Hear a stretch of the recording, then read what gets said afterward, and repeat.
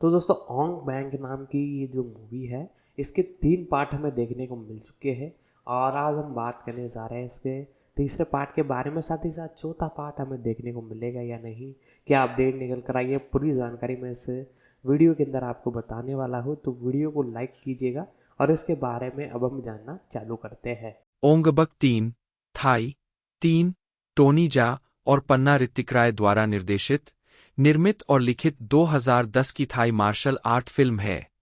यह फिल्म ओंगबक 2, 2008 की अगली कड़ी है और टोनी जा के इर्दगिर्द घूमती है, जो भगवान राजसेना सरुन्यू वोंगक्राजंग द्वारा पकड़े जाने के बाद भाग जाता है और मास्टर बुआ निरुत सिरिजान्या की मदद से अपनी गंभीर चोटों से उबरता है, जहां वह भूति संगखा दान चुपोंग का सामना करने के लिए वापस आता है, जिसने राजा के रूप में राजसेना की जगह ली है। कथानक: पिछली फिल्म की घटनाओं के बाद टीएन को भगवान राजसेन के सैनिकों द्वारा बंदी बना लिया जाता है। जब वे उसे लकड़ी की छरियों से पीटने की कोशिश करते हैं, तो वह कुछ समय के लिए लड़ता है, लेकिन वे उसे पराजित करने में सफल हो जाते हैं और राजसेन टीएन की कोहनी और घुटने तोड़ने का आदेश देता है। इस बीच कानाखोन का गांव एक रहस्यमय अभिशाप से प्रभावित लोगों से भर गया है। समाधान खोजने के लिए मास्टर बुआ एक बौद्ध तीर्थयात्रा शुरू करते हैं, जिसमें यह पता चलता है कि अभिशाप का स्रोत भूति संगखा है, जो टीएन को हराने वाला एक अंधकार में रहस्यवादी है। बुआ बुराई को बेहतर ढंग से दूर करने के लिए एक भिक्षु बनने का फैसला करता है। भगवान राजसेन को अपने शाही पूर्ववर्ती के दर्शन से पीड़ा होती है, जो राजसेन द्वारा उनके सिंहासन को जब्त करने के लिए जहर दिए जाने के बाद उन्हें श्राप देते हुए मर गए थे। जब राजसेन सो रहा होता है, तो फाबीक खुद डाकुओं के अवशेष टीएन को मुक्त करने का प्रयास करते हैं, लेकिन भूति प्रकट होता है और उन्हें मार देता है। भगवान राजसेन उसे काम पर रखने की पेशकश करते हैं, लेकिन भूति मना कर देता है और इसके बजाय राजसेन के श्राप को हटाने का प्रस्ताव रखता है, यह संकेत देते हुए कि टीएन श्राप से संबंधित है। जाने से पहले राजसेन अपने आदमियों को अगले दिन टीएन को मारने का आदेश देता है, लेकिन अयुत्या साम्राज्य से एक दूत, जो कि भूमि पर सर्वोच्च अधिकारी है, टीएन के लिए क्षमादान लेकर आता है और उसे ठीक करने के लिए काना खोने ले जाता है, जिससे राजसेन बहुत क्रोधित होता है। यह मानते हुए कि एक गद्दार ने अयुत्या को सूचित किया, भगवान के मंत्रियों ने टीएन को मारने के लिए हत्यारों को भेजा, लेकिन शाही दूतों के बलिदान से प्रयास विफल हो गया। वापस लौटे मास्टर बुआ ने घोषणा की कि टीएन को नकारात्मक कर्म के कारण यह दुख भोगना पड़ा और उन्होंने उसे पुनः जीवन प्रदान करने के लिए पूरे गांव को पुण्य कमाने हेतु नियुक्त किया। यह प्रक्रिया, जिसमें ओंग बक बुद्ध का निर्माण भी शामिल है, सफल होती है, लेकिन जागने पर टीएन को पता चलता है कि वह अभी भी पिटाई से अपंग है। हताश होकर वह रात में अपनी जान लेने की तैयारी करता है, लेकिन मास्टर बुआ उसे रोक देता है। भिक्षु टीएन को डांटता है और उसे सिखाता है कि भोर की तरह प्रकाश हमेशा पास में होता है, चाहे छाया कहीं भी पड़े, जो टीएन को जीने के लिए प्रेरित करता है। टीएन एक मंदिर में जाता है और ध्यान और स्वशिक्षित भौतिक चिकित्सा का अभ्यास करता है। अंत में ठीक होने पर वह पिम से मिलने जाता है, जिसके साथ वह गले लगाने से पहले अनुष्ठानपूर्वक नृत्य करता है। मास्टर बुआ उससे धर्म के बारे में बात करते हैं और उसे अपने दुश्मनों को नृत्य भागीदारों में बदलने के लिए कहते हैं, और टीएन मार्शल आर्ट और नृत्य को मिलाकर एक नई लड़ाई शैली विकसित करता है। राजसेन अपने श्राप को दूर करने के लिए भूति के खंडहेर महल में जाता है, लेकिन भूति बताता है कि श्राप उसका काम है, जो राजसेन को हड़पने और नया राजा बनने के लिए किया गया था। अपने सैनिकों के खिलाफ लड़ाई के बाद भूति राजसेन को मार देता है, लेकिन बाद में भूति को वैसा ही श्राप देता है जैसा पिछले राजा ने राजसेन को दिया था। भूति टीएन को मारने के लिए सैनिकों को भेजता है, लेकिन बाद में उन्हें हरा देता है। हालांकि गांव को खंडहेर में पाता है और बचे हुए ग्रामीणों का अपहरण कर लेता है। हड़पने वाले ने उन्हें अपने महल में गुलाम बना लिया है, जहां वह हाथियों को मारकर उनका खून पी रहा है। इसके बाद टिएन मास्टर बुआ से मिलने जाता है, जो उसे बताती है कि उसे अज्ञानता को दूर करने के लिए चुना गया है, और फिर उसे रोकने के लिए भूति के महल में जाने का संकल्प लेता है। टिएन का सामना होने पर भूति दावा करता है कि वह टिएन की नकारात्मक भावनाओं से पोषित होता है और अपनी शक्ति का उपयोग ग्रहण को बुलाने के लिए करता है, और जब पिम खुद को टिएन की साथी के रूप में प्रकट करती है तो भूति उसे मार देता है। इससे टिएन गुस्से में आ जाता है और वह जंगली हिंसा के साथ पहरेदारों से लड़ने के लिए प्रेरित होता है, लेकिन अंततः भूति उसके सीने में भाला फेंककर उसे हरा देता है। जैसे ही वह मरणासन होकर गिरता है, टिएन को बुआ की शिक्षाएं याद आती है और अचानक पूरी लड़ाई और पिम की मृत्यु का खुलासा होता है कि यह सब एक भ्रम था। अब उच्च मानसिक स्थिति में टिएन भूति की शक्तियों को चकनाचूर कर देता है और ग्रहण को दूर कर देता है। क्रोधित होकर भूति टिएन पर हमला करता है, लेकिन बाद वाला उसे हरा देता है और हालांकि भाला फिर से फेंका जाता है, इस बार टिएन उसे अपने हाथों से पकड़ लेता है। अखाड़े के ऊपर शाही चबूतरे पर लड़ते बुराई पर अच्छाई की विजय के बाद हाथी, जो अब एक दंत वाले गणेश जैसा दिखता है, विजय तुरही के साथ अपना सिर उठाता है। जीवन की नई शुरुआत करते हुए अंतिम दृश्य में टिएन, पिम और शेष ग्रामीणों को ओंग बक के सामने झुकते हुए दिखाया गया है। रालना, टोनी जा, टिएन, प्रिमोराटा डेजुडोम पिम के रूप में, भूति सांखा बटा क्रो घोस्ट के रूप में चुपोंग चुंगप्रुक, भगवान राजसेना के रूप में सरुन्यू वोंगक्रचांग, मास्टर फ्रा बुआ के रूप में निरुत सिरिजन्य, म्हेन के रूप में पेचताई वोंगक मलाओ, फेथाई वोंगखामलाओ के रूप में, चुम्फोर्न थे पीथक अंकल माओ के रूप में, सुपाकोर्न कित्सुवोन स्वर्णबख्तरबंद राजा के रक्षक के रूप में, सोरापोंग चात्री चेरनंग के रूप में, सेंटिसुक प्रोमसिरी भगवान सिहादेचो के रूप में। उत्पादन ओंग बक 2 के थिएटर रिलीज के पहले 2 हफ्तों के बाद सहमोंगकोल फिल्म के अध्यक्ष ने सीक्वल बनाने के अपने इरादे की घोषणा की। अनुवर्ती के लिए नए फुटेज का फिल्मांकन वर्ष के अंत से पहले शुरू होना था और इसमें ओंग बक 2 से अप्रयुक्त फुटेज को शामिल किया जाना था। 1. मुक्त करना। ओंग बक 3 थाईलैंड में 5 मई 2010 को रिलीज हुई थी। 2. अपने पहले हफ्ते में यह थाईलैंड के 135 थिएटरों में चली और $5,55,823 की कमाई करके थाई बॉक्स ऑफिस पर दूसरी सबसे ज्यादा कमाई करने वाली फिल्म थी। 3. ओंग बक 3 ने थाईलैंड में अपने नाट्य प्रदर्शन के दौरान 335,646 कमाए और विदेशी बाजारों में कुल 325,473 की कमाई की। 4.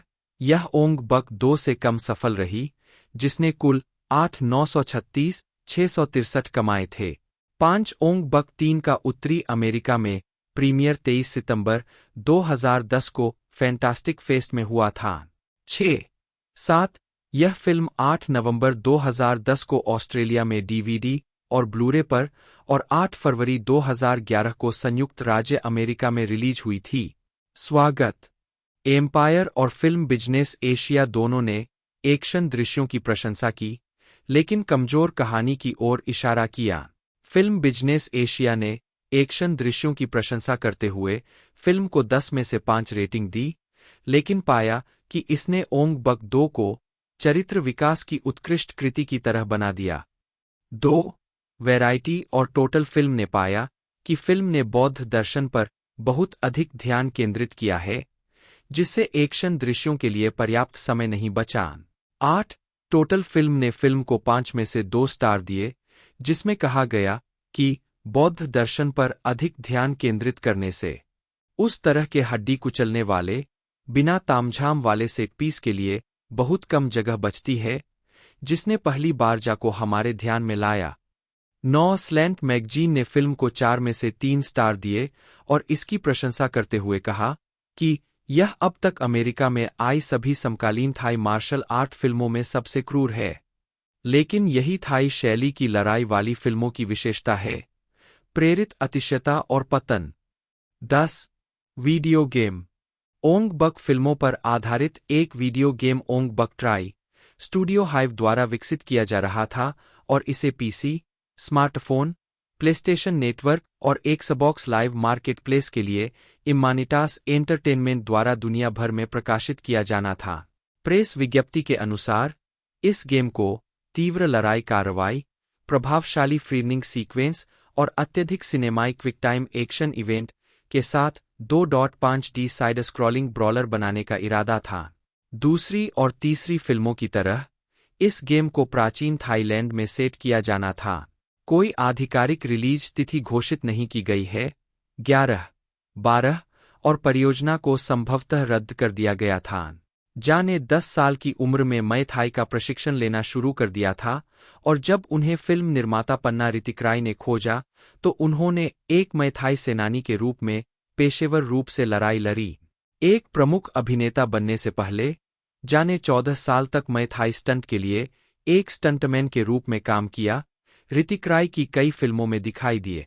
ओंग बक, मय थाई वॉरियर 2003 की सफलता के बाद, जिसने उन्हें स्टार एंटरटेनमेंट अवार्ड दिलाया, जाने अच्छी तरह से प्राप्त फिल्मों ओंग बक 3, 2010, फ्यूरियस 7, 2015 में अभिनय किया, जिसने उनकी पहली अंग्रेजी बोलने वाली भूमिका को चिह्नित किया। SPL 2, A time for consequences 2015, जिसने उनकी हांगकांग की शुरुआत को चिह्नित किया। 4 उन्होंने टॉमेमगूंग 2005 में भी अभिनय किया, जिसने उन्हें सुफानहोंग राष्ट्रीय फिल्म पुरस्कार दिलाया। ओंग बक 2, द बिगिनिंग 2008, जिसने उनके निर्देशन की शुरुआत की। 5 और टॉम यम गूंग 2, 2013। 2017 में उन्होंने व्यावसायिक रूप से सफल फिल्मों XXX, return of Xander Cage और पैराडॉक्स में अभिनय किया। जा को थाई एक्शन शैली को दुनिया भर में स्थापित करने में मदद करने का श्रेय दिया जाता है और उनकी मार्शल आर्ट फिल्मों को मय थाई, मय बोरान और मय कोटचासन 2005 में जा और रितिक्राय द्वारा विकसित एक लड़ाई शैली की थाई युद्ध प्रणालियों को प्रदर्शित करने में मदद करने का श्रेय दिया जाता है। 6, 7, 8 जा को क्रबी क्रबोंग और ताइक्वोंडो की शैलियों में भी प्रशिक्षित किया जाता है। उन्हें सिनेमा के इतिहास में सबसे महान मार्शल आर्ट सितारों में से एक माना जाता है। 9. प्रारंभिक जीवन। टोनी जा का जन्म और पालन पोषण सूरिन प्रांत के एक ग्रामीण इलाके में रिन सेपेटच और थोंगरी येरुम के घर हुआ था। 10. अपनी युवावस्था में उन्होंने मंदिर मेलों में ब्रूस ली और जैकी चैन की फिल्में देखीं, जिसने उन्हें मार्शल आर्ट सीखने के लिए प्रेरित किया। उन्होंने अपने पिता के चावल के खेत में तकनीकों का अभ्यास किया। उद्धरण वांछित, उन्होंने ली और चैन जो किया वह इतना सुंदर, इतना वीरतापूर्ण था कि मैं भी इसे करना चाहता था। जाने 2004 के एक साक्षात्कार में टाइम को बताया, मैंने तब तक अभ्यास किया जब तक कि मैं इस चाल को ठीक उसी तरह नहीं कर पाया जैसा मैंने मास्टर्स को करते देखा था। 11, 12 जा को जेट ली से भी प्रेरणा मिली। 13 टोनी जा ने 10 साल की उम्र में अपने स्थानीय मंदिर में मय थाई का प्रशिक्षण लेना शुरू किया। जा के अनुसार उन्होंने एक मय थाई सेनानी के रूप में पेशेवर रूप से लड़ाई लड़ी थी जब फिल्म निर्माता पन्ना रितिक्राई ने उन्हें देखा और उनसे पूछा कि क्या वह उनकी किसी फिल्म में स्टंट करना चाहेंगे। 14 पन्ना ने जा को महासरखम प्रांत में महासरखम कॉलेज ऑफ फिजिकल एजुकेशन में जाने का निर्देश दिया था, जहां से उन्होंने स्नातक की डिग्री हासिल की। 15, 16, 17 उनके शुरुआती मार्शल आर्ट अनुभव में ताइक्वांडो, मय थाई, मय बोरान और क्रबी क्रबोंग शामिल थे, जिसमें जिम्नास्टिक और कलाबाजी पर जोर दिया गया था। 18, 19 उनकी फिल्मों में कुंगफू, सिलाट और ज्यूजित्सु जैसी कई अन्य मार्शल आर्ट शैलियों का प्रदर्शन किया गया है। 20 आजीविका स्टंट कार्य। टोनी जा ने शुरुआत में 14 साल तक मय थाई स्टंट के लिए स्टंटमैन के रूप में काम किया। रितिक्राय की कई फिल्मों में दिखाई दिए। उन्होंने सैमो हंग के लिए डबल किया जब मार्शल आर्ट फिल्म अभिनेता ने एक एनर्जी ड्रिंक का विज्ञापन बनाया जिसमें उन्हें हाथी के दांत को पकड़ना था और हाथी की पीठ पर कलाबाजी करनी थी। 21 वह थाई टेलीविजन सीरीज इंसिडेंग रेड ईगल में भी स्टंट डबल थे। 22 2003 से 2008 अंतर्राष्ट्रीय सफलता 2006 में जा पन्ना और जा ने मिलकर मुए बोरान में रुचि विकसित की, जो मुए थाई का पूर्ववर्ती है, और इस कला पर 4 साल तक काम किया और प्रशिक्षण लिया, जिसका उद्देश्य इस पर एक फिल्म बनाना था। आखिरकार वे प्रशिक्षक ग्रैंड मास्टर मार्क हैरिस की मदद से एक छोटी फिल्म बनाने में सफल हुए, जिसमें दिखाया गया कि जा क्या कर सकते हैं। जिन लोगों को उन्होंने यह फिल्म दिखाई, उनमें से एक निर्माता निर्देशक प्राचे पिंकेव थे। उद्धरण की आवश्यकता। इसके परिणामस्वरूप 2003 में ओंगबैक मैं थाई वॉरियर बनी, जिसमें जा ने मुख्य भूमिका निभाई। जा ने बिना किसी यांत्रिक सहायता या कंप्यूटर जनरेटेड प्रभाव के सभी स्टंट किए, और इसने उनकी चरम कलाबाजी और तेज नृत्य जैसी चालों की शैली को प्रदर्शित किया। फिल्मांकन में लगी चोटों में लिगामेंट की चोट और टखने में मोच शामिल थी। फिल्म के एक दृश्य में दूसरे अभिनेता के साथ लड़ाई शामिल थी, जबकि उसकी अपनी पतलून में आग लगी हुई थी। मैं वास्तव में जल गया था, उन्होंने 2005 के एक साक्षात्कार में कहा। मुझे वास्तव में ध्यान केंद्रित करना पड़ा क्योंकि एक बार मेरी पैंट में आग लग गई तो लपटें बहुत तेजी से ऊपर की ओर फैल गई और मेरी भौहें, मेरी पलकें और मेरी नाक जल गईं। फिर हमें इसे सही करने के लिए कुछ और टेक करने पड़े। 23 उनकी दूसरी प्रमुख फिल्म टॉम यम गूंग अमेरिका में द प्रोटेक्टर थी, जिसका नाम टॉम यम सूप के नाम पर रखा गया था, जिसमें मय थाई की एक शैली शामिल थी जो हाथियों की नकल करती थी। अगस्त 2006 में वह द प्रोटेक्टर की अमेरिकी रिलीज को बढ़ावा देने के लिए न्यूयॉर्क में थे, जिसमें मूविंग इमेज संग्रहालय में उपस्थिति भी शामिल थी। 24 2000 के दशक के मध्य तक जा की फिल्मों के डब संस्करणों ने नाट्य रिलीज, टेलीविजन प्रसारण और ऑन डिमांड प्लेटफॉर्म के माध्यम से अंतर्राष्ट्रीय मान्यता प्राप्त की। उनकी फिल्मों को तेज गति वाली मार्शल आर्ट कोरियोग्राफी और स्टंट की विशेषता वाले अभिनव निर्माण के रूप में जाना जाता था। इसने उन्हें एक वैश्विक एक्शन आइकन के रूप में स्थापित किया। 25, 26, 27, 28, 29, 30 सहमोंगकोल फिल्म इंटरनेशनल ने विज्ञापित किया कि टोनी जा की तीसरी फिल्म का नाम स्वॉर्ड या दाब अतामास होगा, जो थाई दो तलवार लड़ाई दाब सोंग मुए की कला के बारे में है, जिसकी पटकथा प्रपास चोंसलानोंट ने लिखी है। 31 लेकिन प्रचय और जा के बीच अनबन के कारण, जिस पर दोनों में से किसी ने भी सार्वजनिक रूप से टिप्पणी नहीं की, स्वॉर्ड को रद्द कर दिया गया।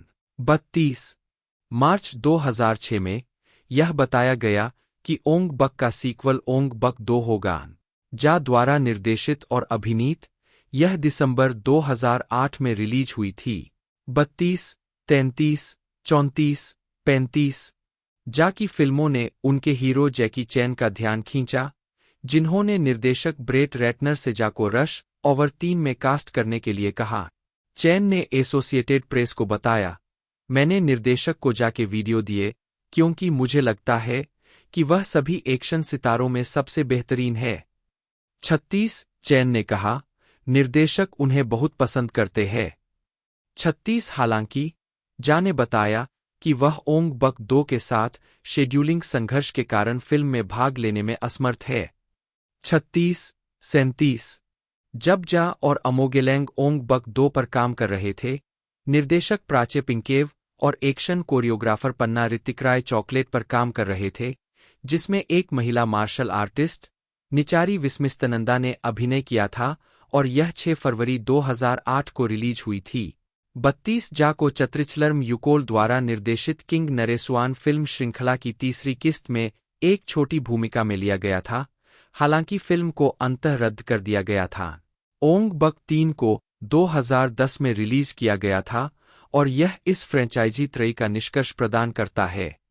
010 वर्तमान कैरियर विस्तार। टोनी जा बीच में 2015 में स्किन ट्रेड के लिए आयोजित एक प्रेस कॉन्फ्रेंस में टोनी जा और पन्ना ऋतिकराय ने ओंग बाक 3 का सहनिर्देशन किया। मठ छोड़ने के बाद जा ने सहमोंगकोल फिल्म कंपनी के साथ एक सौदा स्वीकार कर लिया। उन्होंने उनके लिए टॉम यम गूंग 2 2013 फिल्माया, जिसमें चॉकलेट स्टार जीजा यानिन भी प्रमुख भूमिका में थे। पहली बार जाने किसी अन्य अंतर्राष्ट्रीय मार्शल आर्ट स्टार के साथ बड़े पर्दे को साझा किया। निर्देशक प्राच्य पिंकेव और कोरियोग्राफर पन्ना ऋतिक राय भी इस फिल्म के लिए वापस लौट 2013 में जाने Thai western comedy a man will rise, जो अधूरी रह गई, में डॉल्फ लुंडग्रेन के साथ मिलकर काम किया और 2014 में लुंडग्रेन के पसंदीदा प्रोजेक्ट स्किन ट्रेड में काम किया। 39 इसके बाद जाने विन डीजल द्वारा निर्मित और अभिनीत और जेम्स वान द्वारा निर्देशित ब्लॉकबस्टर एक्शन फिल्म फ्यूरियस 7 2015 में सहाभिनय किया। 40 जाने हांगकांग चीनी action film SPL 2 A time for consequences 2015 में साथी अभिनेताओं लुइस कू और वू जिंग के साथ भी काम किया। जा को कुछ समय के लिए किकबॉक्सर वेंजेंस के रीमेक से जोड़ा गया था। 41 हालांकि नवंबर 2014 में यह घोषणा की गई कि वह इस परियोजना से बाहर हो गए हैं। 42 जा की सबसे हालिया परियोजना XXX return of Xander Cage में विन डीजल के साथ फिर से सहाभिनीत थी, जिसे डीजे कारुसो ने निर्देशित किया था और जनवरी 2017 में रिलीज किया गया था। 43 अक्टूबर 2016 में जाने SPL श्रृंखला की तीसरी किस्त पैराडॉक्स मेकू के साथ फिर से सहाभिनय किया। उन्हें 2017 में martial arts history museum hall of fame में शामिल किया गया। 44 व्यक्तिगत जीवन जाने 3 मई 2012 को अपनी लंबे समय की प्रेमिका पियारत चोटिवत्तनोन से शादी की। दंपति की 2 बेटियां हैं। 45 फिल्मोग्राफी पतली परत वर्ष शीर्षक भूमिका नोट्स 1994 उत्साही हत्यारा सहायक की भूमिका 1996 hard gun mission Hunter 2 battle warrior 1997 मॉर्टल combat annihilation stunt double robin Shaw 2001 नुक लेंग क्लोंग याओ सहायक की भूमिका 2003 ओंगबक मै थाई योद्धा टिंग 2004 अंगरक्षक वह स्वयं कैमिया 2005 टॉमेमगुंग खाम 2007 द बॉडीगार्ड 2 वह स्वयं कैमिया 2008 ओंग बक 2 TN एक्शन कोरियोग्राफर निर्देशक और स्टंट समन्वयक पन्ना ऋतिक-राय थाई RTGS फन्ना ऋतिक-राय या जन्म का नाम कृत्या लाडफन्नाना थाई, वह 2003 की फिल्म ओंगबेक मै थाई योद्धा और 2005 के टॉम यम गोंग US में रक्षक के रूप में जाना जाता है, पर एक मार्शल आर्ट और एक्शन कोरियोग्राफर के रूप में अपने काम के लिए जाना जाता है, जिसमें टोनी जा, जिसे पन्ना ने उल्लेख किया था। जीवनी प्रारंभिक फिल्में पन्ना ने 2004 में बैंकॉक पोस्ट को दिए साक्षात्कार में कहा था, आपने संभवतः मेरी फिल्मों के बारे में कभी नहीं सुना होगा। वे टैक्सी चालकों और सोम टैम विक्रेताओं और सुरक्षा गार्डों और ईसान कुलियों के बीच लोकप्रिय है। मेरे सबसे वफादार प्रशंसक दूरदराज के टैम्बोन में रहने वाले लोग हैं, जहां वे जमीन पर गद्दे बिछाते हैं और मेरी आउटडोर फिल्में देखते हुए मूनशाइन व्हिस्की पीते हैं। प्रशस्ति पत्र आवश्यक थाईलैंड के खोन काइन प्रांत में जन्मे पन्ना ने 1979 में बैंकॉक में अभिनेताओं के लिए एक शारीरिक प्रशिक्षक के रूप में फिल्म व्यवसाय में शुरुआत की। फिल्म निर्माण के बारे में थोड़ा बहुत सीखने और जैकी चैन और ब्रूस ली की फिल्मों से प्रेरित होने के साथ साथ जेम्स बॉन्ड फिल्मों में देखे गए स्टंट से प्रेरित होकर पन्ना वापस खोन केन चले गए और अपनी stunt team PPN stunt team, वास्तव में मै थाई स्टंट के रूप में जानी जाती है, का गठन किया और फिल्में बनाने में जुट गए। 2 उनकी पहली फिल्म गेर्ड मालुई बॉर्न टू फाइट थी, जिसका उन्होंने 2004 में पुनः निर्माण किया। अंतर्राष्ट्रीय ख्याति ओंगबैक और टॉमेमगुंग की विश्वव्यापी रिलीज के साथ उनके साहसी जोरदार स्टंट के साथ दुनिया भर में एक्शन फिल्म प्रशंसकों ने और अधिक देखना चाहा, इसलिए फिल्म वितरकों ने पन्ना की कुछ पुरानी फिल्मों को अंतर्राष्ट्रीय बाजार के लिए DVD पर रिलीज करना शुरू कर दिया है। होम वीडियो बाजार में नई जिंदगी पाने वाली फिल्मों में स्पिरिटेड किलर या पुएन होडे, जिसमें टोनी जा सह कलाकार है, और मिशन हंटर 2, जिसमें जा एक खलनायक की भूमिका में है। 3. पन्ना के मार्शल आर्ट कोरियोग्राफी का काम एक्शन कॉमेडी द बॉडीगार्ड में भी देखा जा सकता है, जिसमें थाई कॉमिक अभिनेता पेचताई वोंगकामलाओ ने अभिनय और निर्देशन किया था। हालिया और आगामी परियोजनाओं में मर्करी मैन, एक थाई सुपरहीरो फिल्म शामिल है जिसमें उन्होंने मार्शल आर्ट का समन्वय किया था। ओंगबक की अगली कड़ी, ओंग बक 2 और चॉकलेट, जो कि प्रच्या पिंकाओ द्वारा निर्देशित एक फिल्म है जिसमें एक महिला मार्शल कलाकार यानिन विस्मिस्तनंदा ने अभिनय किया है। उन्होंने 2006 की martial art action comedy Dynamite Warrior में सहाभिनय किया, जो 19वीं सदी के सियाम पर आधारित थी और जिसमें बॉर्न टू फाइट के डैन चुपोंग ने अभिनय किया था।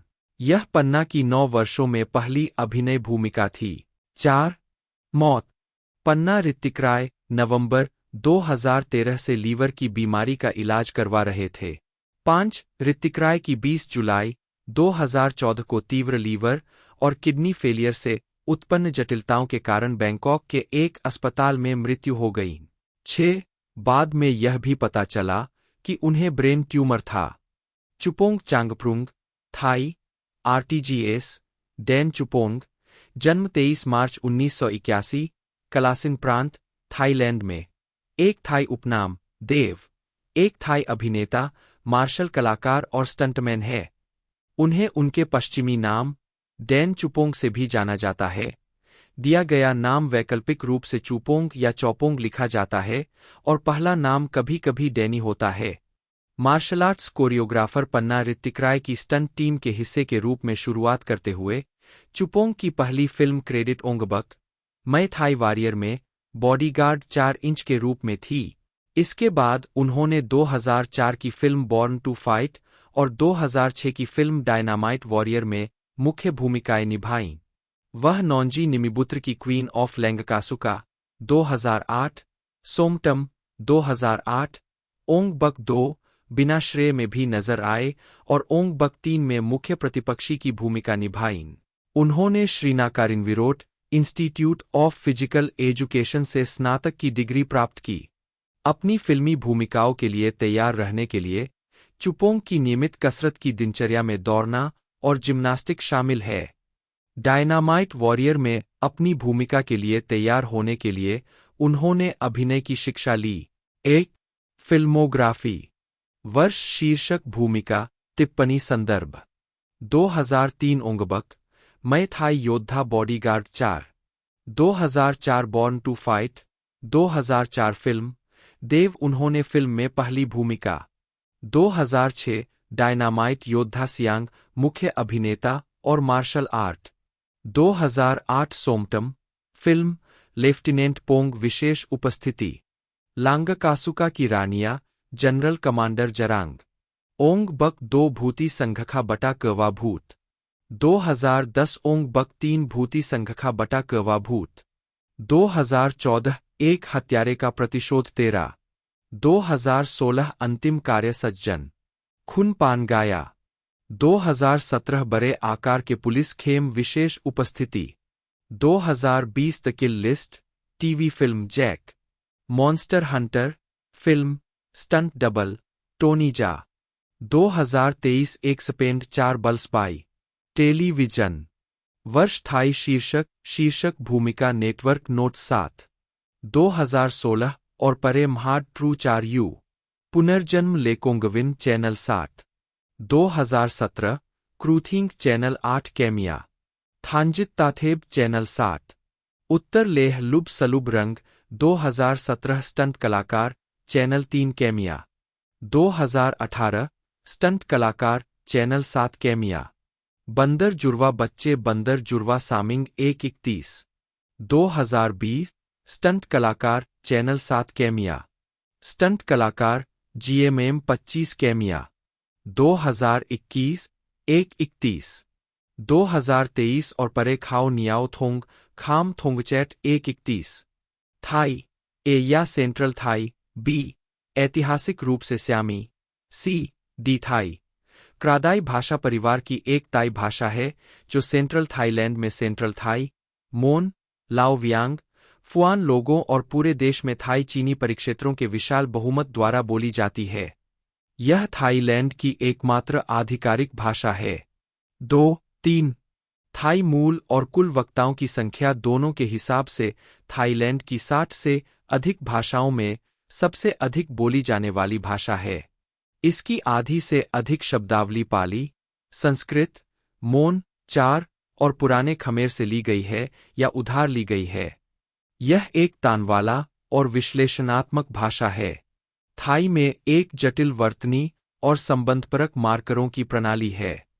बोली जाने वाली थाई मानक सामाजिक भाषाई कारकों जैसे कि उम्र, लिंग, वर्ग, स्थानिक निकटता और शहरी ग्रामीण विभाजन के आधार पर लाओ, ईसान और कुछ साथी थाई टोपोलेक्स के साथ आंशिक रूप से पारस्परिक रूप से समझदार है। ये भाषाएं थोड़ी अलग लिपियों में लिखी जाती है, लेकिन भाषाई रूप से समान है और प्रभावी रूप से एक बोली सातत्य बनाती है। 5 थाई भाषा 69 मिलियन से अधिक लोगों 2020 द्वारा बोली जाती है। उद्धरण आवश्यक। इसके अलावा देश के उत्तरी, लन्ना और उत्तर पूर्वी, ईशान हिस्सों में अधिकांश थाई आज सेंट्रल थाई और उनकी संबंधित क्षेत्रीय बोलियों के द्विभाषी वक्ता है, क्योंकि सेंट्रल थाई टेलीविजन, शिक्षा, समाचार रिपोर्टिंग और मीडिया के सभी रूपों की भाषा है।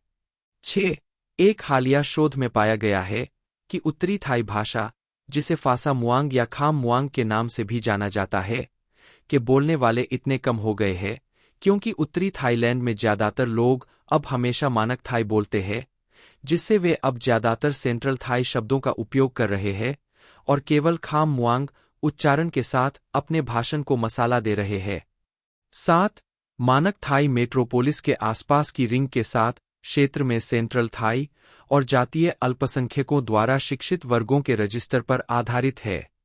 8-9 सेंट्रल थाई के अलावा थाईलैंड अन्य संबंधित ताई भाषाओं का भी घर है। हालांकि अधिकांश भाषाविद इन बोलियों को संबंधित लेकिन अलग-अलग भाषाओं के रूप में वर्गीकृत करते हैं। देशी वक्ता अक्सर उन्हें समान थाई भाषा के क्षेत्रीय रूपांतरों या बोलियों के रूप में या थाई के विभिन्न प्रकारों के रूप में पहचानते हैं।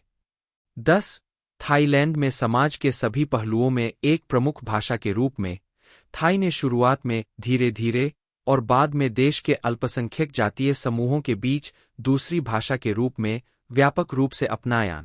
11-12 जातीय अल्पसंख्यक आज मुख्य रूप से द्विभाषी है, जो अपनी मूल भाषा या बोली के साथ साथ थाई बोलते हैं। वर्गीकरण। अधिक जानकारी। क्रादाई भाषाएं और ताई लोग। मानक थाई को चियांग सेन भाषाओं में से एक के रूप में वर्गीकृत किया गया है। अन्य उत्तरी थाई, दक्षिणी थाई और कई छोटी भाषाएं हैं, जो उत्तर पश्चिमी ताई और लाओफुताई भाषाओं के साथ मिलकर ताई भाषाओं की दक्षिण पश्चिमी शाखा बनाती है। ताई भाषाएं क्रादाई भाषा परिवार की एक शाखा है, जिसमें हैनान और गुआंगशी से दक्षिण में लाओस और उत्तरी वियतनाम से कंबोडियन सीमा तक बोली जाने वाली बड़ी संख्या में स्वदेशी भाषाएं शामिल है। मानक थाई शिक्षा और सरकार की प्रमुख भाषा है और पूरे थाईलैंड में बोली जाती है। मानक केंद्रीय थाई लोगों की बोली पर आधारित है और इसे थाई लिपि में लिखा जाता है। थाई भाषा में कई ऐतिहासिक ध्वनि परिवर्तन हुए हैं। इनमें से कुछ सबसे महत्वपूर्ण परिवर्तन पुरानी थाई से आधुनिक थाई तक के विकास के दौरान हुए। 13 थाई लेखन प्रणाली का 8 शताब्दी का इतिहास है और इनमें से कई परिवर्तन, विशेष रूप से व्यंजन और स्वर में, आधुनिक वर्तनी में स्पष्ट रूप से दिखाई देते हैं। प्रारंभिक प्रसार। एक चीनी स्रोत के अनुसार मिंग राजवंश के दौरान यिंग्या शेंगलान 1405 से 1433 माहुआन ने जियानलुओ या अयुत्या साम्राज्य की भाषा पर रिपोर्ट की और कहा कि यह कुछ हद तक ग्वांगडोंग में उच्चारित स्थानीय बोली से मिलती जुलती थी। 107 अयुत्या 1351 से 1767 ई से थाईलैंड की पुरानी राजधानी, शुरू से ही थाई और खमेर बोलने वाला एक द्विभाषी समाज था। 1369, 1388 और 1431 में अपनी जीत के बाद थाई लोगों द्वारा अंगकोर थॉम से बड़ी संख्या में खमेर भाषी बंदियों को ले जाने से द्विभाषिकता कुछ समय के लिए मजबूत और बनाए रखी गई होगी। 15 धीरे धीरे अवधि के अंत में एक भाषा परिवर्तन हुआ। खमेर प्रयोग से बाहर हो गया। थाई और खमेर दोनों वंशज जिनके परदादा परदादी या पहले के पूर्वज द्विभाषी थे, वे केवल थाई भाषा का उपयोग करने लगे। भाषा परिवर्तन की प्रक्रिया में खमेर तत्वों की बहुतायत थाई में स्थानांतरित हो गई और भाषा के सभी पहलुओं में व्याप्त हो गई। नतीजतन देर से अयुथ्या काल की थाई, जो बाद में रतनकोसिन या बैंकॉक थाई बन गई, थाई और खमेर का एक संपूर्ण मिश्रण थी। ताई समानार्थी शब्दों की तुलना में खमेर शब्दों का उपयोग अधिक था। खमेर व्याकरण के नियमों का सक्रिय रूप से उपयोग करके नए द्व्यक्षर और बहुअक्षर शब्द और वाक्यांश करे गए। खमेर अभिव्यक्तियाँ, कहावतें और कहावतें थाई में स्थानांतरण के माध्यम से व्यक्त की गईं। थाई लोगों ने खमेर से शब्दावली बढ़ाने के लिए शाही शब्दावली और नियम दोनों उधार लिए। 16 थाई लोगों ने बाद में अपने आसपास के माहौल के हिसाब से शाही शब्दावली विकसित की। थाई और पाली, जो थेरवाद बौद्ध धर्म से ली गई थी, को शब्दावली में जोड़ा गया। अयुत्या राजसप की जांच से पता चलता है कि 3 भाषाएं, थाई, खमेर और खमेरो-इंडिक, सूत्रबद्ध अभिव्यक्तियों और सामान्य प्रवचन दोनों में एक साथ काम करती थीं। वास्तव में खमेरो-इंडिक को खमेर के समान श्रेणी में वर्गीकृत किया जा सकता है, क्योंकि थाई उधार लेने से पहले इंडिक को खमेर प्रणाली में अनुकूलित किया गया था। पुरानी थाई में जीवित अक्षरों, जो विराम पर समाप्त नहीं होते, पर 3 तरफा स्वर भेद था, जबकि मृत अक्षरों, जो विराम पर समाप्त होते हैं, जैसे पी, टी, के या ग्लोटल स्टॉप, जो स्वचालित रूप से अक्षरों को बंद कर देता है, अन्यथा लघु स्वर में समाप्त होते हैं, पर कोई भेद संभव नहीं था। सभी फ्रिकेटिव और सोनोरेंट व्यंजनों के बीच 2 तरफा ध्वनि बनाम ध्वनिहीन भेद था, और स्टॉप और एफ्रिकेट्स के बीच 4 तरफा भेद था। अधिकतम 4 तरफा लेबियल्स पीपीबीबी और डेंटियलवियोलर टीटीडीडी में हुआ। वेलर्स के और पैलेटल्स टीटीडी के बीच 3 तरफा भेद, जिसमें प्रत्येक सेट का ग्लोटलाइज्ड सदस्य स्पष्ट रूप से गायब है। पुरानी और आधुनिक थाई के बीच मुख्य परिवर्तन स्वर भेद के नुकसान और सहवर्ती स्वर विभाजन के कारण हुआ था। यह लगभग 1300 और 1600 ई के बीच हुआ होगा, संभवतः थाई भाषी क्षेत्र के विभिन्न हिस्सों में अलग अलग समय पर हुआ होगा। 13 सभी स्वरध्वनिहीन व्यंजन युग्मों ने स्वर भेद खो दिया। सादा स्वरयुक्त विराम बटा बीडीडी बटा स्वरहित महाप्राण विराम पीटी के टी बन गए। एफ स्वरयुक्त घर्षण ध्वनिहीन हो गए। स्वरहीन ध्वनियाँ स्वरयुक्त हो गईं। हालांकि इन विलयों की प्रक्रिया में आवाज के पिछले भेद को टोनल भेदों के एक नए सेट में स्थानांतरित कर दिया गया था।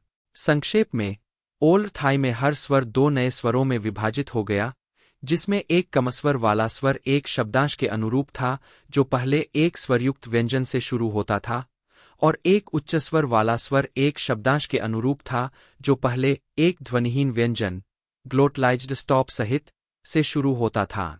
एक अतिरिक्त जटिलता यह है कि पहले के ध्वनिहीन अनस्पिरेटेड स्टॉप एफ्रिकेट्स मूल पीटीके-टीबीडी ने भी मूल स्वर 1 को कम कर दिया, लेकिन मूल स्वर 2 या 3 पर ऐसा कोई प्रभाव नहीं पड़ा। उपरोक्त व्यंजन विलय और स्वर विभाजन आधुनिक थाई में वर्तनी और ध्वनि के बीच जटिल संबंध के लिए जिम्मेदार है। आधुनिक निम्न श्रेणी के व्यंजन पुरानी थाई में मुखरित थे, और निम्न शब्दावली निम्न स्वर रूपों को दर्शाती है जो इसके परिणामस्वरूप हुए। आधुनिक मध्य श्रेणी के व्यंजन पुरानी थाई में ध्वनिहीन अनपेक्षित स्टॉप या एफ्रिकेट थे, ठीक वही वर्ग जिसने मूल स्वर 1 में कम करने की शुरुआत की, लेकिन स्वर 2 या 3 में नहीं। आधुनिक उच्च श्रेणी के व्यंजन पुरानी थाई में बचे हुए ध्वनिहीन व्यंजन थे, ध्वनिहीन फ्रिकेटिव, ध्वनिहीन सोनोरेंट्स, ध्वनिहीन एस्पिरेटेड स्टॉप। 3 सबसे आम स्वर चिन्ह, किसी भी स्वर चिन्ह की कमी, साथ ही माई 1 और माई थो नामक 2 चिन्ह पुरानी थाई के 3 स्वरों का प्रतिनिधित्व करते हैं, और स्वर चिन्ह और वास्तविक स्वर के बीच जटिल संबंध तब से विभिन्न स्वर परिवर्तनों के कारण है। स्वर विभाजन के बाद से स्वर वास्तविक प्रतिनिधित्व में इस हद तक बदल गए हैं कि निचले और उच्च स्वर रूपों के बीच पूर्व संबंध पूरी तरह से अस्पष्ट हो गया है। इसके अलावा पुराने थाई के 3 स्वरों के विभाजन के बाद उत्पन्न 6 स्वर मानक थाई में 5 में विलीन हो गए हैं, जिसमें पूर्व स्वर 2 का निचला रूप पूर्व स्वर 3 के उच्च रूप के साथ विलीन हो गया है, जो आधुनिक गिरता हुआ स्वर बन गया है। जी पुरानी थाई, सुखोथाई, व्यंजन सूची। भिक्षु, पाली, भिक्खु, संस्कृत, भिक्षु, रोमनकृत, भिक्षु, बौद्ध मठवाद में नियुक्त एक पुरुष है। एक पुरुष और महिला भिक्षु, भिक्खुनी, संघ, बौद्ध समुदाय के सदस्य है। 2. सभी बौद्ध भिक्षुओं का जीवन प्रतिमोक्ष या पातिमोक्खा नामक नियमों के एक समूह द्वारा संचालित होता है। 1. उनकी जीवनशैली उनके आध्यात्मिक अभ्यास का समर्थन करने के लिए आकार लेती है। एक सरल और ध्यानपूर्ण जीवन जीना और निर्वाण प्राप्त करना। 3. 20 वर्ष से कम आयु के व्यक्ति को भिक्खु या भिक्खुनी के रूप में नियुक्त नहीं किया जा सकता है, लेकिन उसे श्रमणेर या श्रमणेरी के रूप में नियुक्त किया जा सकता है। परिभाषा।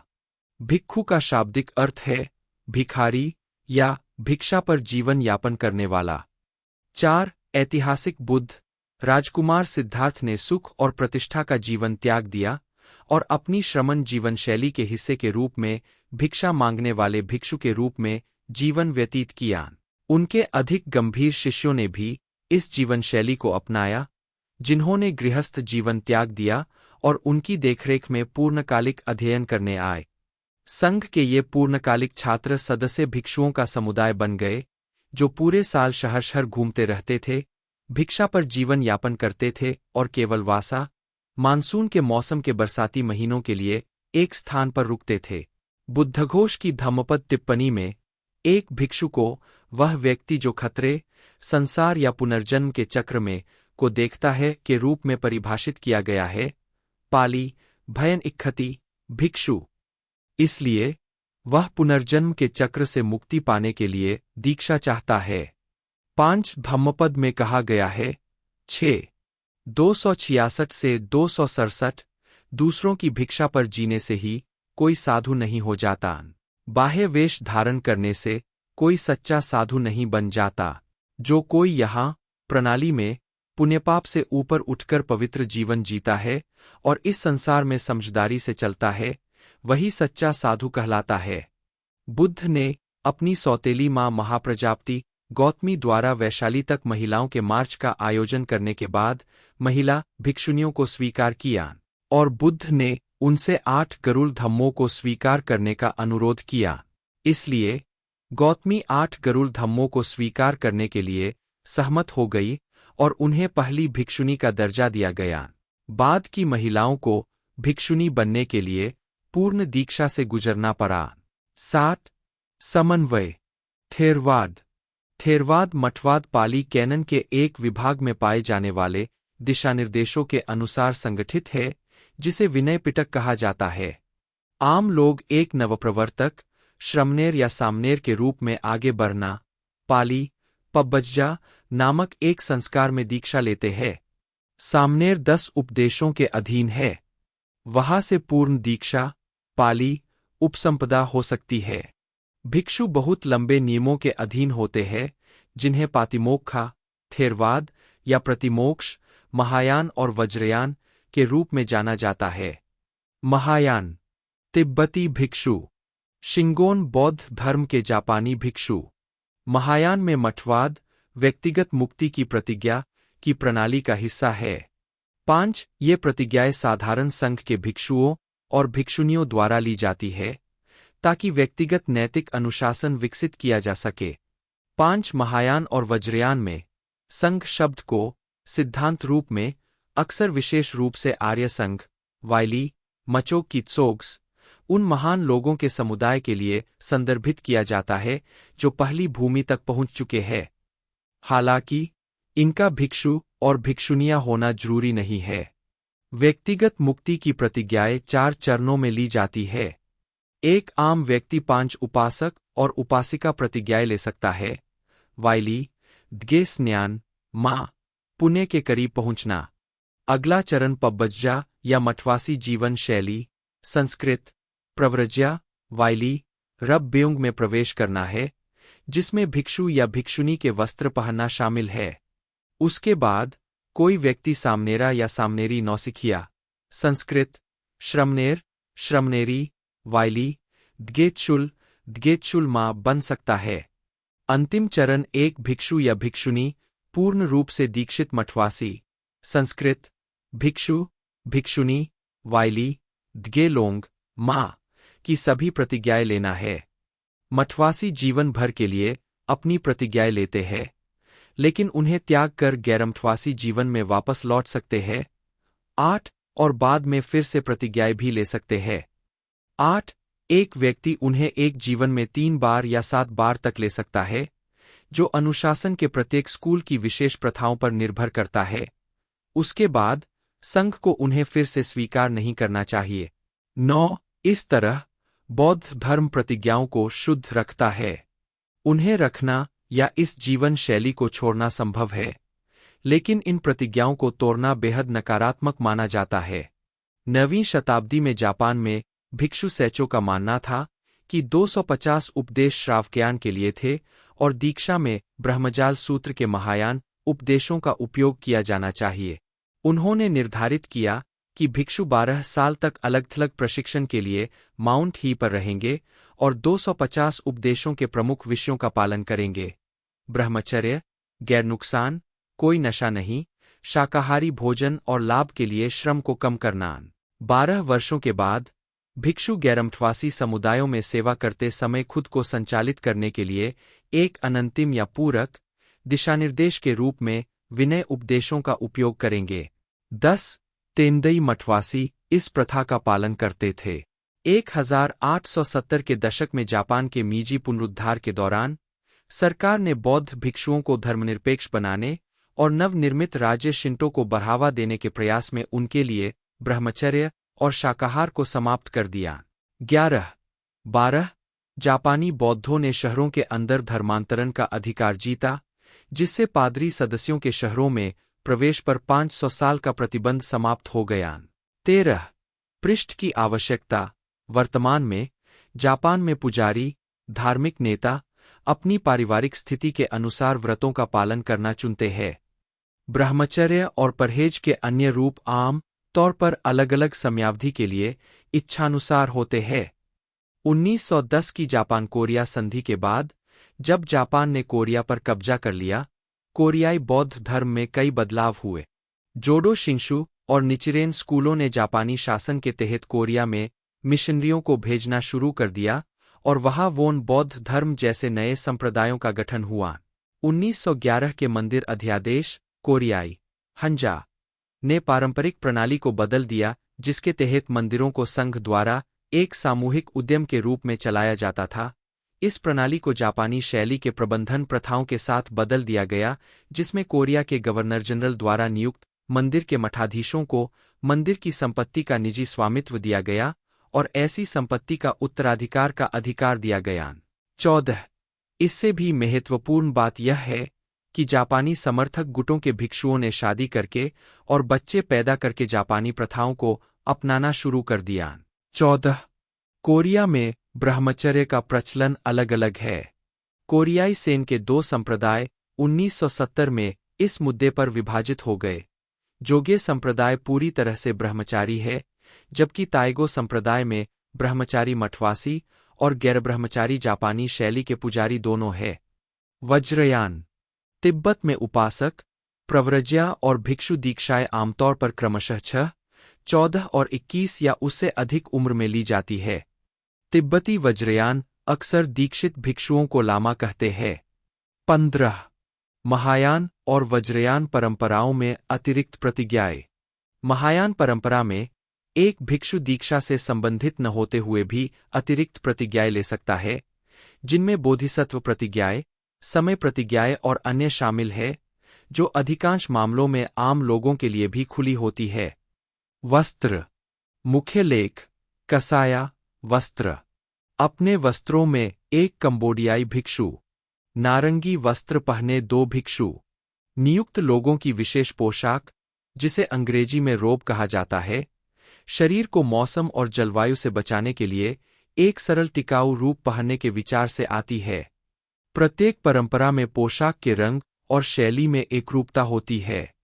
किसी भौगोलिक क्षेत्र में कुछ रंगों की व्यापक उपलब्धता के कारण अक्सर रंग चुना जाता है। तिब्बत और हिमालयी क्षेत्रों, कश्मीर, नेपाल और भूटान में लाल रंग को लबादों की रंगाई में इस्तेमाल किया जाने वाला पसंदीदा रंगद्रव्य है।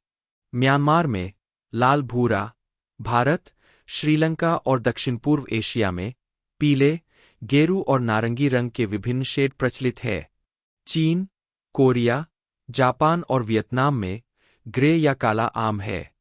भिक्षु अक्सर अपने वस्त्र उस कपड़े से बनाते हैं जो उन्हें दान में मिलता है। एक तिब्बती नौसिखियों और भिक्षुओं के वस्त्र कई पहलुओं में भिन्न होते हैं, खासकर भिक्षुओं की पोशाक में छेद लगाने के मामले में। कुछ भिक्षु अपने वस्त्रों को टुकड़ों में फाड़ देते हैं और फिर इन टुकड़ों को फिर से जोड़ देते हैं। उपासक चोगू नहीं पहन सकते, जो नौसिखियों और पूर्ण भिक्षुओं दोनों द्वारा शिक्षाओं के दौरान पहना जाने वाला एक पीला ऊतक है। कथिना पूजा के पालन में मंदिर के आम समर्थकों द्वारा दान से 24 घंटे में एक विशेष कथिना वस्त्र बनाया जाता है। यह वस्त्र मंदिर या मठ को दान कर दिया जाता है और फिर वहां रहने वाले भिक्षु अपने समूह में से एक भिक्षु को इस विशेष वस्त्र को प्राप्त करने के लिए चुनते हैं। Sahamongkol film international company limited, Thai, Sahamongkol film, Mongkol film या एसएम भी एक थाई फिल्म निर्माण और वितरण कंपनी है। यह जीएमएम ग्रैमी के जीडीएच 559, 5 स्टार प्रोडक्शन और आरएस फिल्म से आगे थाईलैंड की अग्रणी फिल्म कंपनी है। कंपनी निजी स्वामित्व वाली है और इसके संस्थापक और मुख्य कार्यकारी अधिकारी सोमसाक तेखरतानाप्रसर द्वारा संचालित है, जिन्हें सिया जियांग के नाम से भी जाना जाता है। कंपनी की फिल्मों में अंतर्राष्ट्रीय हिट मार्शल आर्ट फिल्में ओंगबक, मै थाई वॉरियर, टॉमेमगुंग और चाइलाई और नेक एनिमेटेड मूवी, साथ ही हाल ही में romantic comedy hit drama film first love शामिल है। यह अपनी मोंगकोल मेजर वितरण कंपनी के माध्यम से थाईलैंड में विदेशी फिल्मों का वितरण करती है। 1980 के दशक में थाई सरकार ने सांस्कृतिक आयात पर आयात कर नीतियों में ढील देने के बाद सहमोंगकोल उस समय प्रमुख अमेरिकी फिल्म स्टूडियो का प्राथमिक थाई वितरक बन गया, जिसमें Tristar pictures, new line cinema, De Laurentiis entertainment group और ओरियन पिक्चर्स शामिल थे। और अब सहमोंगकोल फिल्म थाई फिल्मों की थाईलैंड के बाहर दुनिया भर में बिक्री है, हालांकि 2 डिवीजनों के लिए फिल्मों का अधिग्रहण, मोंगकोल सिनेमा, जापान, दक्षिण कोरिया, चीन, हांगकांग और अन्य से एशियाई फिल्में, और Mongkol major, focus, Hollywood movie, Lionsgate movies के साथ स्वतंत्र साझेदारी और अंतर्राष्ट्रीय फिल्में शामिल है। 1431 सियाम में अयुथ्या साम्राज्य के बोरोमाराज द्वितीय के शासनकाल के दौरान टीएन एक कुलीन परिवार का युवा पुत्र है, जिसके पिता लॉर्ड सिहादेचो उसे योद्धा बनाने के बजाय मास्टर बुआ के अधीन एक सुदूर गांव में नृत्य सीखने के लिए भेजते हैं। सिहादेचो चाहता है कि टीएन अयुथ्या शाही रक्षक लॉर्ड राजसेना के कमांडर से सुरक्षित रहे, जिसने उसके परिवार के खिलाफ साजिश रची थी। हालांकि युवा टीएन उनके शांतिपूर्ण जीवन का तिरस्कार करता है, लेकिन अंततः उसने पिम नाम की एक अनाथ लड़की से दोस्ती कर ली। हालांकि लॉर्ड सिहादेचो को उनके अपने ही एक रक्षक द्वारा धोखा दिया जाता है, जो टीएन का अपहरण करने का प्रयास करता है, लेकिन लड़का एक वफादार की मदद से भागने में सफल हो जाता है। उसी समय सिहादेचो और उसके परिवार को भगवान राजसेना और एक रहस्यमय नकाबपोश हत्यारे द्वारा मार डाला जाता है। टीएन को दुश्मन सैनिकों से भागने के लिए मजबूर होना पड़ता है और वह जंगल में भागने में सफल हो जाता है, जहां उसे दास व्यापारियों द्वारा पकड़ लिया जाता है। टीएन के प्रतिरोध के कारण व्यापारी उसे एक सियामी मगरमच्छ के साथ एक तालाब में फेंक देते हैं, लेकिन डाकुओं और मार्शल कलाकारों का एक गिरोह, जिसे फाबीक ख्रुत गरुल विंगक्लिफ कहा जाता है, व्यापारियों पर हमला करता है। गिरोह का नेता चेरनंग टीएन की शारीरिक शक्ति और विशुद्ध इच्छाशक्ति से मोहित होकर मगरमच्छ से उसे बचाता है। वे उसे अपने गांव ले जाते हैं, जहां उनके भविष्यवक्ता का दावा है कि टिएन का एक महान योद्धा बनना तय है, और चेरनंग उसे उनमें से एक बनने का प्रस्ताव देता है, जिसे टिएन स्वीकार कर लेता है। सालों बाद टिएन को फा बीक ख्रुद का सच्चा सदस्य बनने के लिए जरूरी परीक्षणों से गुजरना पड़ता है। टिएन द्वारा अपनी आखिरी परीक्षा पास करने के बाद चेरनंग उसे अपना दत्तक पुत्र और उत्तराधिकारी घोषित करता है, और उसके बाद टिएन डाकुओं का क्षेत्रीय नेता बन जाता है। बाद में टिएन अपने पुराने गुलाम व्यापारियों को ढूंढता है और उनकी पिटाई करता है, जहां वह उनके नेता को मगरमच्छों के सामने फेंक देता है, जैसा उसने पहले उसके साथ किया था। टिएन अपने परिवार का बदला लेने के लिए खून की कसम खाता है, जिसे पूरा करने के लिए चेरनंग उसे प्रोत्साहित करता है और वादा करता है कि उसके लौटने पर वह उसे अपना नया नेता बनाएगा। टिएन अकेले राजसेन के महल में जाता है, जहां स्वामी अपनी शक्ति का बखान करने के लिए एक पार्टी का आयोजन कर रहे हैं। संयोग से एक वयस्क पिम द्वारा किए गए नृत्य के बाद टिएन खुद एक खोन नर्तक की पोशाक में चुपके से घुस जाता है और राजसेन पर हमला करता है, जाहिर तौर पर विश्वासघाती स्वामी को काट देता है। टिएन फा बीक ख्रुद गांव में लौटता है, लेकिन उसे यह खाली मिलता है और उसकी जगह उसका सामना उस नकाबपोश हत्यारे से होता है जिसने उसके पिता को मार डाला था, जिस पर टिएन हमला करता है। लेकिन और भी नकाबपोश हमलावर सामने आते हैं और टिएन अंततः एक हाथी और अपने कौशल की मदद से अपने दुश्मनों पर विजय प्राप्त करता है। हालांकि टिएन का सामना भूति संगखा क्रो घोस्ट नामक एक अंतिम प्रतिद्वंद्वी से होता है, जो एक भयावह लेकिन दुर्जेय मार्शल कलाकार है। भूति टिएन को हरा देता है और हाथी को ले जाता है, जिससे उसे भगवान राजसेन और उसकी सेना के सामने आत्मसमर्पण करना पड़ता है। छिपे हुए कवच की बदौलत भगवान हत्या से बच जाते हैं और बताते हैं कि नकाबपोश हत्यारा कोई और नहीं बल्कि चेरनांग है, जिसे अब राजसेन द्वारा अपने डाकुओं को माफ करने के बदले में सालों पहले अपना काम पूरा करना होगा। टिएन अनिच्छा से चेरनांग से लड़ता है, जो टिएन को नीचे गिरा देता है और उसे अपना बेटा मानता है और अपने पिता का बदला लेने के लिए खुद की जान लेने के लिए कहता है। चेरनांग फिर टिएन की तलवार की धार को तोड़ देता है और उसके गले पर वार करता है, जिससे उसकी मौत हो जाती है। थका हुआ और तबाह टिएन सैनिकों से घिरा हुआ जमीन पर गिर जाता है, जहां राजसेना टिएन को धीरे धीरे मौत के घाट उतारने का आदेश देता है। वॉयस ओवर में टिएन अपने बुरे कर्मों के कारण इस भाग्य को भुगतता है, लेकिन यह भी जोड़ता है कि वह मौत को धोखा देने का एक तरीका खोज लेगा। एक अस्पष्ट दृश्य में टिएन को पूरी तरह से बरी हुई दाढ़ी के साथ ओंग बक बुद्ध की मूर्ति के सामने खड़ा दिखाया गया है। रालना टोनी जा टिएन निरुत सिरिजन्या मास्टर बुआ के रूप में, सोरापोंग चात्री चेरनंग के रूप में, भगवान राजसेना के रूप में सरुन्यू वोंगक्रचांग, सेंटिसुक प्रोमसिरी भगवान सिहादेचो के रूप में, प्रिमोराटा डेजुडोम पिम के रूप में, यंग टिएन के रूप में नतदानई कोंगथोंग, प्ररिन्या कर्मकेव यंग पिम के रूप में, लेडी प्लाई के रूप में पत्थामा पेंथोंग, पेचताई वोंग कामलाओ म्हेन के रूप में, भूति सांखा बटा क्रो घोस्ट के रूप में डैन चुपोंग बिनाश्रेय, सुपाकोर्न कित्सुवोन गोल्डन आर्मर में गार्ड के रूप में बिनाश्रेय, टिम मैन ब्लैक निंजा के रूप में, जरान नगामडी, सोमदत्त काउलर, काइचा कंपाक्डी गेशा कंपाक्डी के रूप में। उत्पादन फिल्म की शूटिंग अक्टूबर 2006 में शुरू हुई थी। इसे 5 दिसंबर 2008 को थाईलैंड में रिलीज किया गया था। 2 जुलाई 2008 में अफवाह उड़ी कि टोनी जा प्रोडक्शन सेट से गायब हो गया है। प्राचे पिंकेव ने प्रेस को बताया कि टोनी जा लगभग 2 महीने के लिए सेट से गायब हो गया था, जिससे फिल्म अधूरी रह गई और इस देरी से 250 मिलियन से अधिक बाट का नुकसान हुआ, क्योंकि वेनस्टीन कंपनी के साथ अनुबंध का उल्लंघन हुआ था, जिसने अनुबंध को रद्द भी कर दिया था। बाद में प्रेस के साथ एक साक्षात्कार में टोनी जा ने कहा कि उत्पादन इसलिए रुका हुआ था क्योंकि सहमोंगकोल फिल्म के लिए बाध्य निधि जारी नहीं कर सकी थी।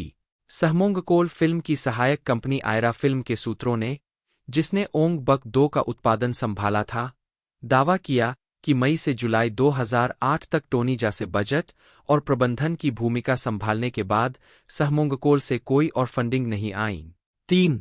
टोनी जा और सहमोंगकोल फिल्म के मालिक ने बाद में एक संयुक्त प्रेस कॉन्फ्रेंस की जिसमें कहा गया कि टोनी जा और सहमोंगकोल के बीच कई रियायतों पर सहमति बनने के बाद प्रोडक्शन और फंडिंग जारी रहेगी। प्रसिद्ध थाई एक्शन कोरियोग्राफर और जा के गुरु पन्ना ऋतिक को फिल्म को पूरा करने में मदद करने के लिए निर्देशक की हैसियत से इस प्रोजेक्ट में लाया गया। 4. इसके अलावा ऋतिक ने मार्शल आर्टिस्ट डैन चुपोंग को कलाकारों में शामिल किया। 4.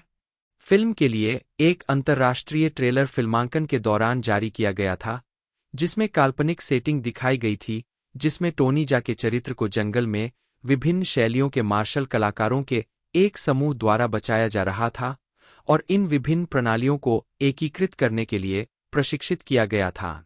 हालांकि उत्पादन अभी भी वित्तीय समस्याओं का सामना कर रहा था क्योंकि यह बंद हो गया था। समय पर उत्पादन पूरा करने के लिए फिल्म निर्माताओं ने ओंग बक 2 को एक क्लिफहैंगर एंडिंग के साथ समाप्त करने का फैसला किया और फिर एक सीक्वल ओंग बक 3 में कहानी जारी रखी, जिसे 2009 की रिलीज के लिए उत्पादन शुरू करने की घोषणा की गई थी। 5. वितरण। मार्च 2006 में द वीनस्टीन कंपनी ने ओंग बक 2 के विश्वव्यापी वितरण और बिक्री अधिकार खरीदे। 1 साल से थोड़ा अधिक समय बाद हार्वे वीनस्टीन ने बैंकॉक का दौरा किया और एक सौदे पर फिर से बातचीत की, जिसमें सहमोंगकोल फिल्म इंटरनेशनल ने फिल्म के अधिकांश अधिकार वापस खरीद लिए, उत्तरी अमेरिका को छोड़कर, जिसे द वीनस्टीन कंपनी ने बरकरार रखा। 6. 2007 के कान फिल्म फेस्टिवल मार्केट में सहमोंगकोल ने जर्मनी स्थित स्प्लेंडिड फिल्म्स को कुछ अधिकार बेचे। 7. फरवरी 2009 में वैगन क्यूबन कंपनियों की मैग्नोलिया पिक्चर्स ने अपने मैग्नेट लेबल के तहत ओंगबक 2 के लिए अमेरिकी वितरण अधिकार हासिल किए। इस सौदे पर मैग्नोलिया के वरिष्ठ उपाध्यक्ष टॉम क्विन ने सहमोंगोल फिल्म इंटरनेशनल के गिलबर्ट लिम के साथ बातचीत की। 8. स्वागत। 70 समीक्षाओं के आधार पर रॉटन टोमाटोज पर फिल्म को 49% रेटिंग मिली है। साइट की आम सहमति कहती है, यह अपने पूर्ववर्ती की तुलना में कमजोर है, टोनी जा के कम से कम चुस्त निर्देशन का जिक्र किए बिना, लेकिन ओंग बक 2 में वह सभी असाधारण हिंसा और चंचल शैली है जिसकी मूल फिल्म के प्रशंसक उम्मीद करेंगे। 9. फिल्म के मूल थाईलैंड में राजनीतिक उथल-पुथल के बावजूद अपने शुरुआती सप्ताहांत 8 दिसंबर 2008 में वैरायटी एशिया ऑनलाइन के अनुसार ओंग बक 2 ने लगभग 58 मिलियन बाट $2.06 मिलियन की कमाई की और थाई बॉक्स ऑफिस पर नंबर 1 रही। 10. ओंग बक 2 ने टोनी जा की पिछली फिल्म टॉमेमगुंग की तुलना में थाई बॉक्स ऑफिस पर बेहतर प्रदर्शन किया। 11. फिल्म को विभिन्न प्रकार की मार्शल आर्ट के लिए सराहा गया, जिसमें मैबोरान और क्रबी क्रबोंग, जापानी केंजुत्सु और निंजुत्सु, भारतीय कलारीपेट्टू, मलय सिलाट, साथ ही विभिन्न चीनी मार्शल आर्ट शामिल है।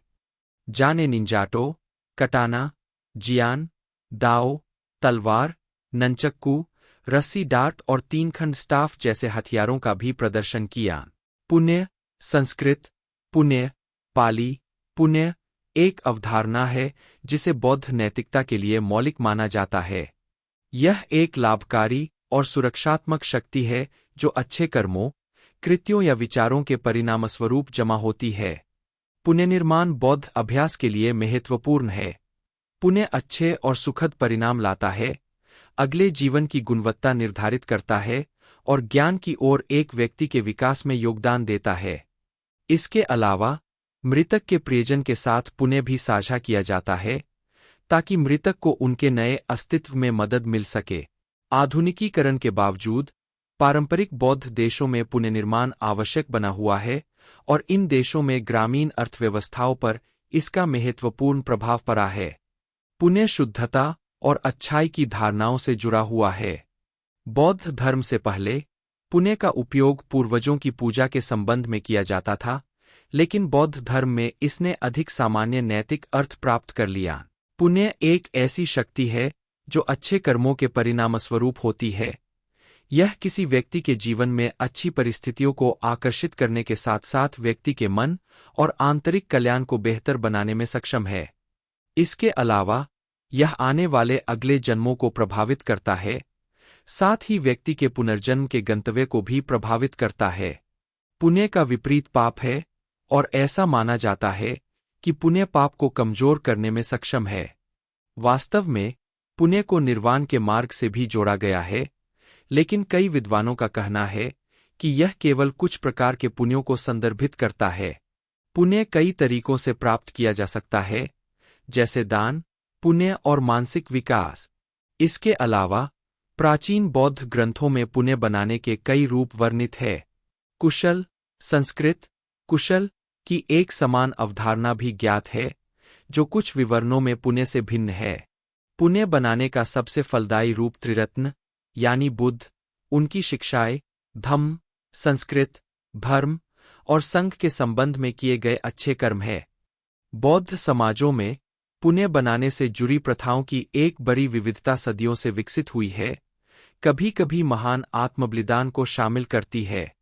पुण्य अनुष्ठानों, दैनिक और साप्ताहिक अभ्यास और त्योहारों का हिस्सा बन गया है। इसके अलावा किसी के मृतक रिश्तेदारों को पुण्य हस्तांतरित करने का एक व्यापक रिवाज है, जिसका मूल अभी भी विद्वानों के बीच बहस का विषय है। आधुनिक समाज में योग्यता निर्माण की आलोचना भौतिकवादी के रूप में की गई है, लेकिन योग्यता निर्माण अभी भी कई समाजों में सर्वव्यापी है। योग्यता निर्माण के बारे में मान्यताओं के प्रभाव के उदाहरण पिछली शताब्दियों में हुए फू मी बुन विद्रोहों में देखे जा सकते हैं।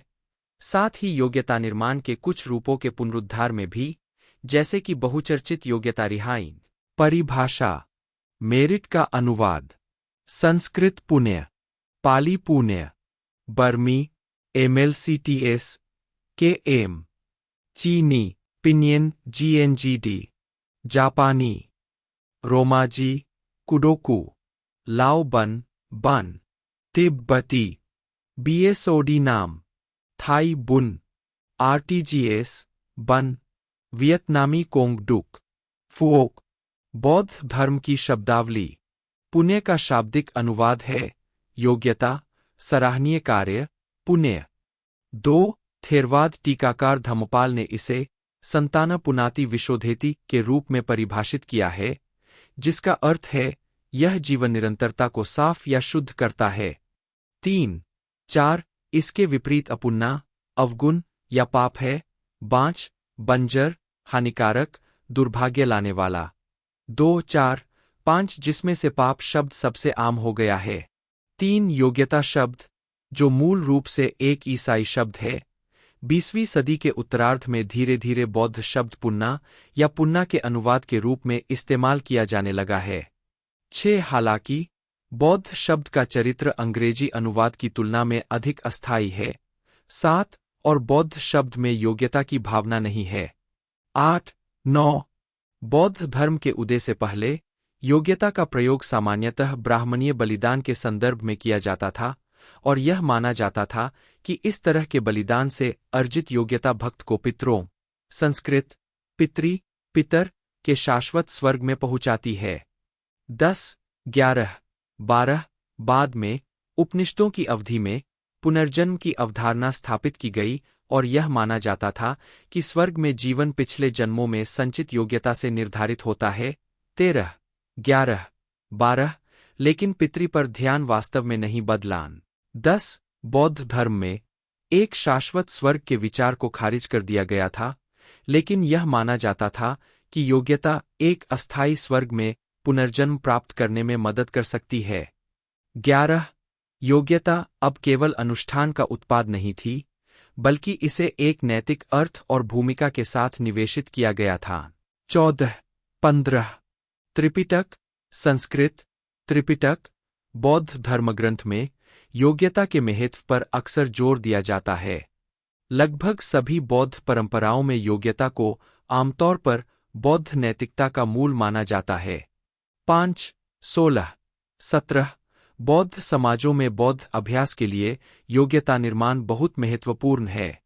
18, 19, 20 योग्यता एक लाभकारी और सुरक्षात्मक बल है जो लंबे समय तक फैलता है, बीजे टेरवील, और यह अच्छे कर्मों, पाली, कम्मा, संस्कृत, कर्म का प्रभाव है जो शारीरिक क्रिया, शब्दों या विचार के माध्यम से किया जाता है।